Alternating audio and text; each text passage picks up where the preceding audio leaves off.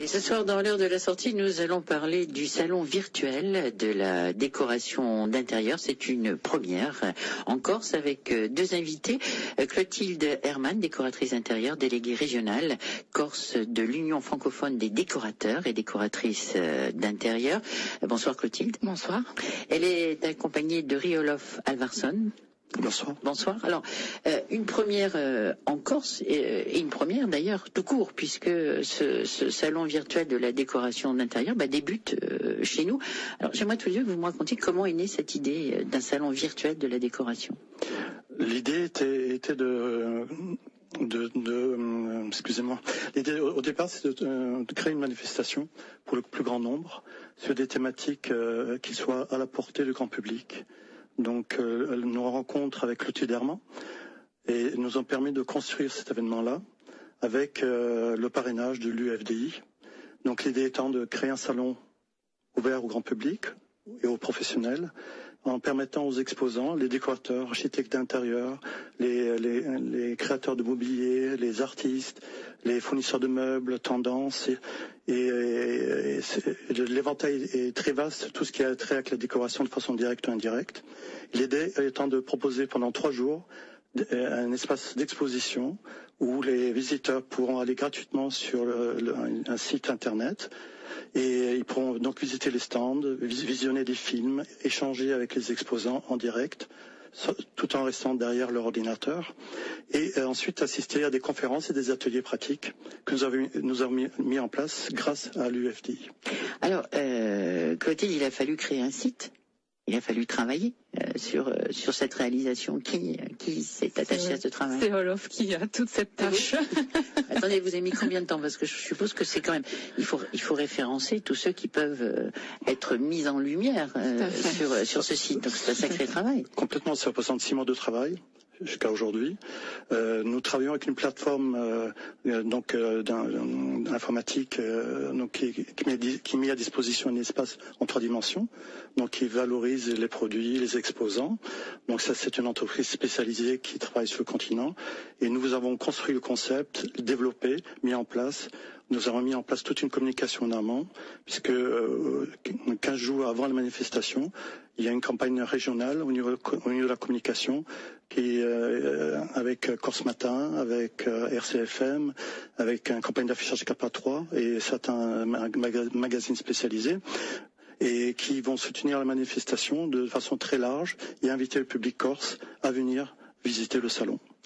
Alors, Clotilde, décoratrice intérieure, déléguée régionale de l'Union francophone des décorateurs et décoratrices d'intérieur, combien de pays sont réunis? Alors aujourd'hui, nous avons plusieurs pays, puisque sur la France, la Suisse, la Belgique, le Luxembourg, et on peut compter aujourd'hui les Pays-Bas, la Corée, on a une représentante là-bas, et la Tunisie et bientôt le Maroc. Voilà. Donc 150 adhérents quand même dans cette association, 150 décorateurs.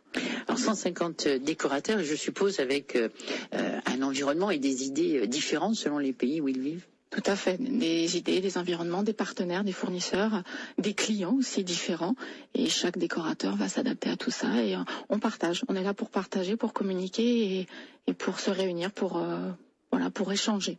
Alors en quoi s'engage justement l'adhérent de cette union francophone des décorateurs? Qu'est-ce qu'il doit faire? Il doit nourrir aussi, amener des idées à ses collègues. Alors, l'idée principale, l'idée de départ, c'était de ne plus être dans l'isolement, c'est-à-dire rompre à l'isolement.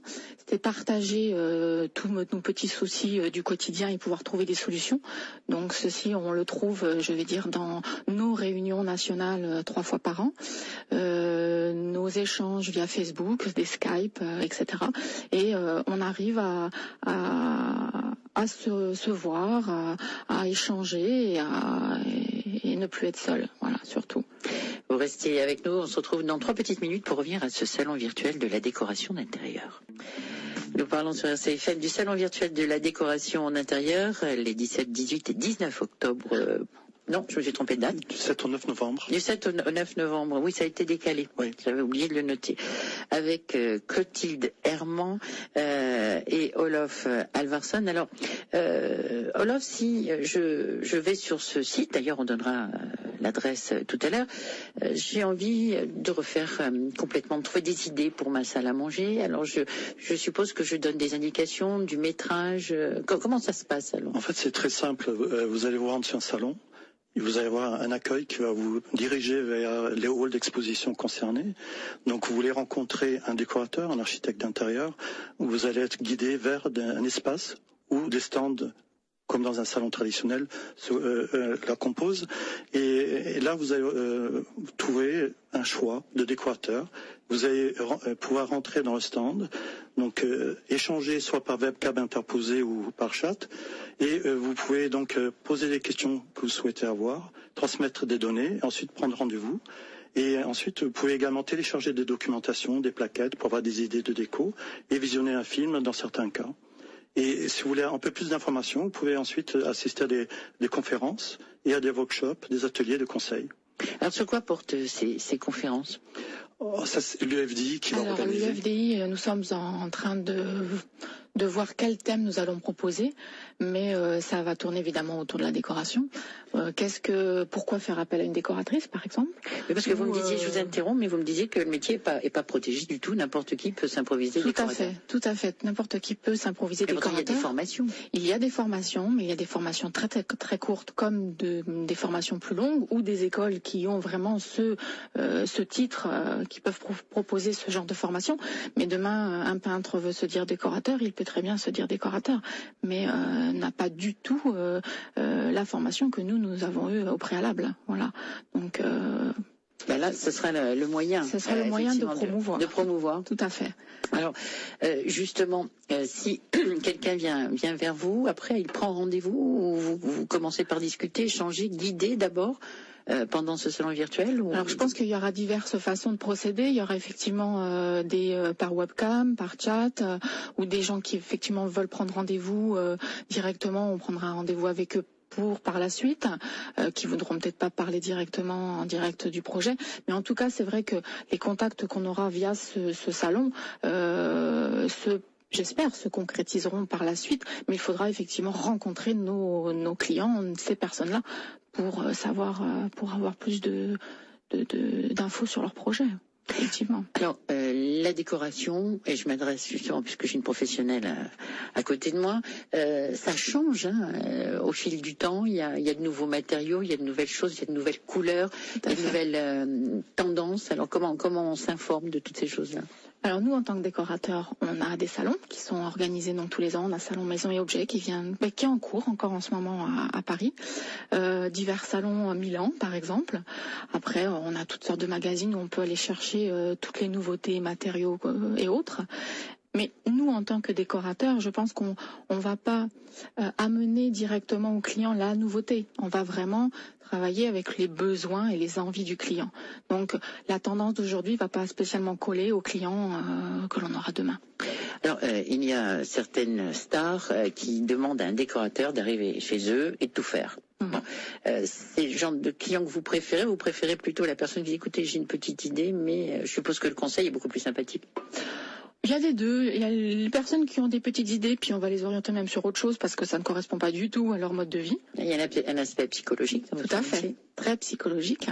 Et puis, vous avez des personnes, effectivement, qui vont dire, allez-y, je vous laisse faire, je ne sais pas du tout, mais on va quand même travailler sur ce qu'ils aiment, ce qu'ils n'aiment pas, et leur mode de vie, bien évidemment. Voilà.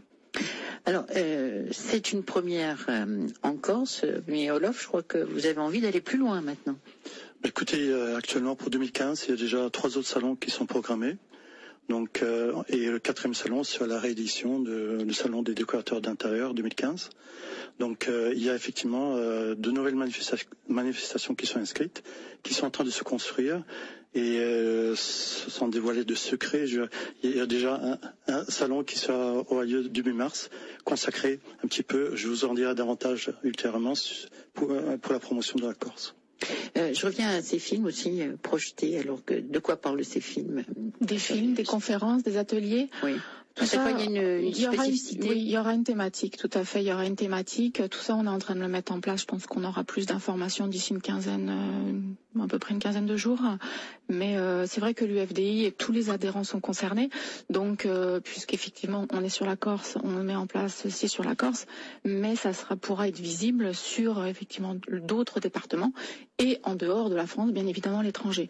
Donc, chaque adhérent de cette association est concerné et peut avoir des retours. Chaque personne, même s'il est dans un autre département, peut aller sur le salon. Donc, chaque adhérent est en train de travailler dessus pour voir quelle conférence, quel thème, quel film et quel atelier on va pouvoir mettre en place au sein de ce salon.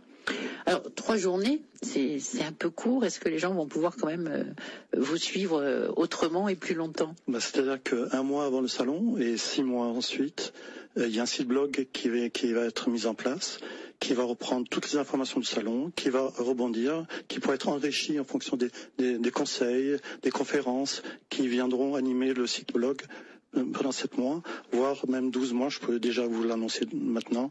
Donc il y a un site qui sera là pour la promotion du salon et des partenaires, des exposants tout au long de l'année. Là pour l'instant, est-ce qu'on peut donner une adresse pour ces prochains rendez-vous? Oui, le salon virtuel de la décoration d'intérieur, c'est www.salonvirtueldeco.com. Allez, on répète, salonvirtueldeco.com.